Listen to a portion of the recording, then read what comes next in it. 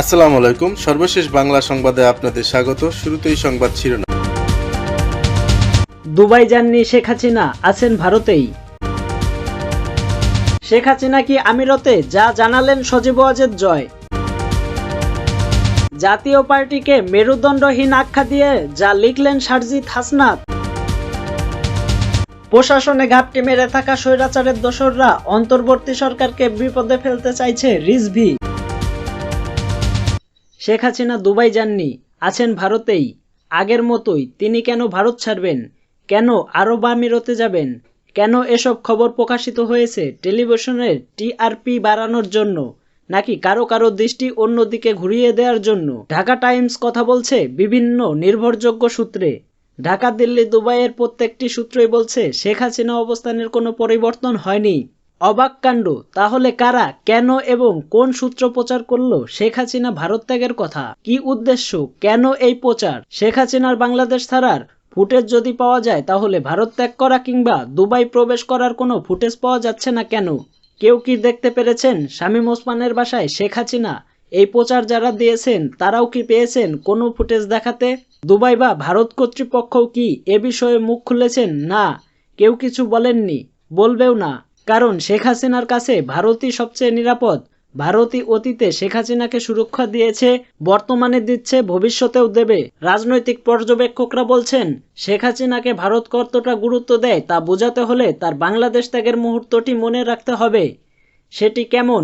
মিডিয়ায় প্রথম প্রচার হয়েছে হেলিকপ্টারে ঢাকা ছেড়েছেন শেখ হাসিনা, রেহানা। কিন্তু বাস্তবে ঘটেছে ভিন্ন।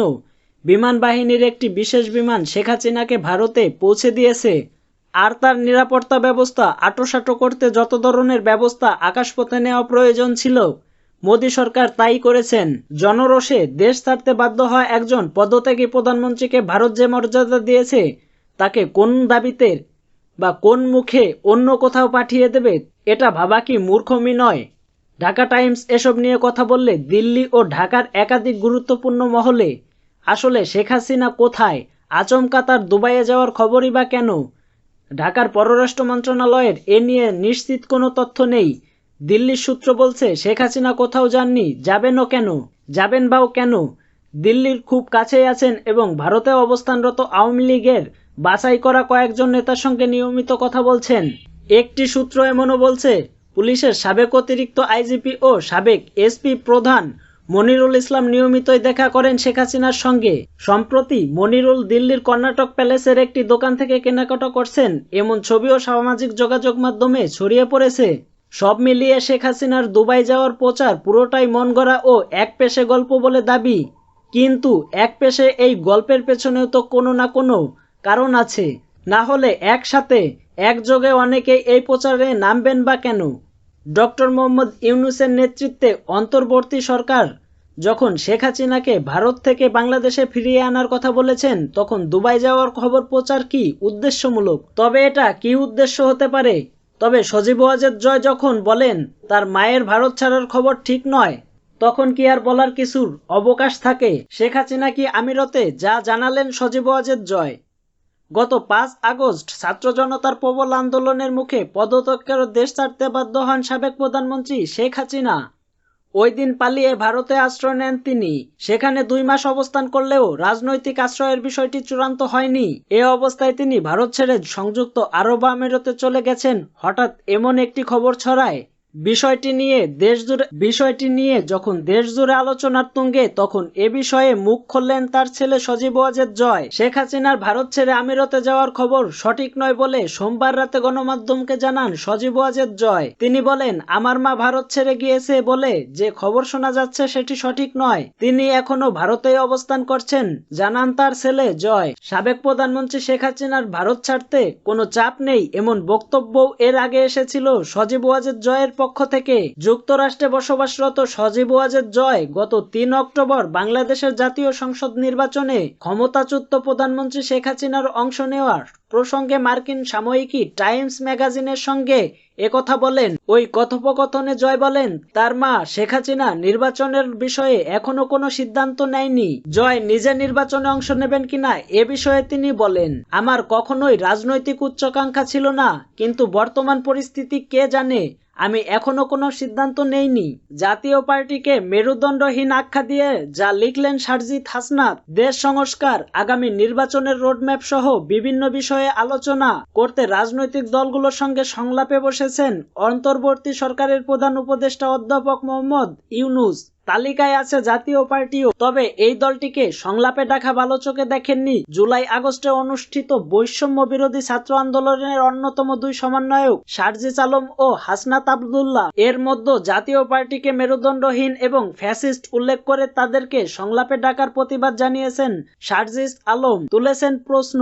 সোমবার মধ্যরাতে সামাজিক যোগাযোগ মাধ্যমে ফেসবুকে একটি পোস্ট দিয়ে সারজিস লিখেছেন, জাতীয় পার্টির মতো মেরুদণ্ডহীন ফ্যাসিস্টের দালালকে প্রধান উপদেষ্টা কিভাবে আলোচনায় ডাকে। অন্যদিকে বর্তমানে জে.এম. কাদেরের নেতৃত্বাধীন জাতীয় পার্টিকে সংলাপে আমন্ত্রণ জানালে কঠোর বিরোধিতা করা হবে বলে হুঁশিয়ারি দিয়েছেন হাসনাত আব্দুল্লাহ। সোমবার দিবাগত রাতে নিজের ফেসবুক পেজে এক পোস্টের মাধ্যমে এ হুঁশিয়ারি দেন তিনি। হাসনাত তার পোস্টে লিখেছেন, স্বৈরাচারের দোসর জাতীয় পার্টিকে সংলাপে আমন্ত্রণ জানানো হলে আমরা সেই আত্মঘাতী সিদ্ধান্তের তীব্র প্রতিবাদ ও কঠোর বিরোধ। হাসনাত তার পোস্টে লিখেছেন, স্বৈরাচারের দোসর জাতীয় পার্টি সংলাপে আমন্ত্রণ জানানো হলে আমরা সেই আত্মঘাতী সিদ্ধান্তের তীব্র প্রতিবাদ ও কঠোর বিরোধিতা করব।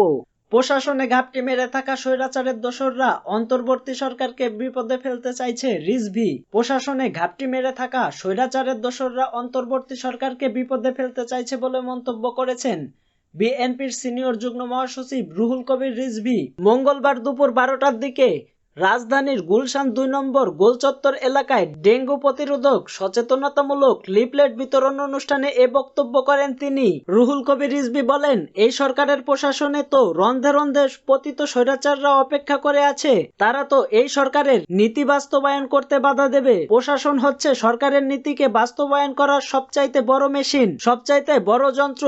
সেই যন্ত্র যদি নিশ্চল হয়ে থাকে, ঠিকমতো কাজ না করে, তাহলে তো জনগণের ক্ষোভ গিয়ে সরকারের উপর পড়বে। কিন্তু এই ঘাপটি মারা যারা স্বৈরাচারের লোক ভিতরে রয়েছে, তারা তো কিছুই বুঝতে দেবে না। প্রশাসনে ঘাপটি মেরে থাকা এই স্বৈরাচাররা দোসররা অন্তর্বর্তী সরকারকে বিপদে ফেলতে চাইছে, তার তো প্রমাণ প্রতিদিনই পাচ্ছেন। তিনি বলেন, লালমনিরহাটের নির্বাহী ম্যাজিস্ট্রেট তাপসী তাবাচ্ছুম উর্মি আবু সাইদের মতো সমন্বিত আত্মদানকারী তরুণ যে নিজের জীবন দিয়েছেন, বুক চিতিয়ে হাসিনার পুলিশের গুলি বরণ করেছেন, সেই সাহস শিবিরকে বলেছে সন্ত্রাসী, তাকে বলেছেন বিশৃঙ্খলা সৃষ্টিকারী। তারাই তো প্রশাসনের বিভিন্ন জায়গায় আছে। নির্বাহী ম্যাজিস্ট্রেট তো প্রশাসনের একটি অংশ।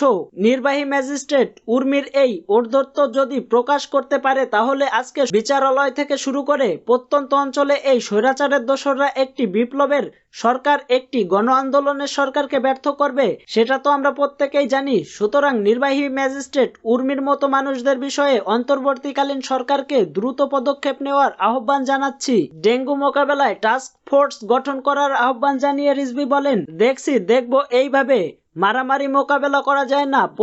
প্রত্যেকটি হাসপাতাল ক্লিনিকে ডেঙ্গুর বেড এবং সরঞ্জাম থাকতে হবে। এটার জন্য স্বাস্থ্য মন্ত্রণালয়ের একটা টাস্ক ফোর্স গঠন করে দ্রুত গতিতে, কোনো হাসপাতালে ডেঙ্গুর সরঞ্জাম নেই, ওষুধপত্র নেই, রোগীরা আশ্রয় পাচ্ছে কি পাচ্ছেন না, এটা তাদের দেখতে হবে। কোনো ডেঙ্গু রোগী যেন হাসপাতাল থেকে ফিরে না আসে, তারা যেন সুচিকিৎসা পায়, বিষয়টি দেখতে হবে। ডেঙ্গু শুধু ঢাকাতে নয়, সারা দেশেই ছড়াচ্ছে। সুতরাং ডেঙ্গু মোকাবেলায় মানুষ অন্তর্বর্তীকালীন সরকারের কর্মতৎপরতা দেখতে চায়। বিএনপির সিনিয়র যুগ্ম মহাসচিব রুহুল কবির রিজভী প্রশাসনের কর্মকর্তাদের উদ্দেশ্যে বলেন, সচিবালয়ে যারা প্রমোশন পেয়ে বড় কর্মকর্তা হচ্ছেন, তারা যদি মনে করেন এতদিন ভাগ বাটোয়ারা থেকে বঞ্চিত ছিলেন, এখন যা ইচ্ছে তাই করবেন, তাহলে ভুল করবেন। আপনাদের অবস্থাও স্বৈরাচারের দোসরদের মতো হবে। আওয়ামী লীগের সমালোচনা করে তিনি বলেন, বিদেশে পাচার করা কালো টাকার ক্ষমতায় দেশকে অস্থির করার চেষ্টা করছে আওয়ামী লীগ। সিঙ্গাপুরে লবিস্ট ফার্ম নিয়োগ দিয়েছে শেখ হাসিনার পুত্র জয়। এ সময় তিনি দ্রুত সময়ের মধ্যে প্রয়োজনীয় সংস্কার শেষ করে নির্বাচন দিতে অন্তর্বর্তী সরকারকে আহ্বান জানান।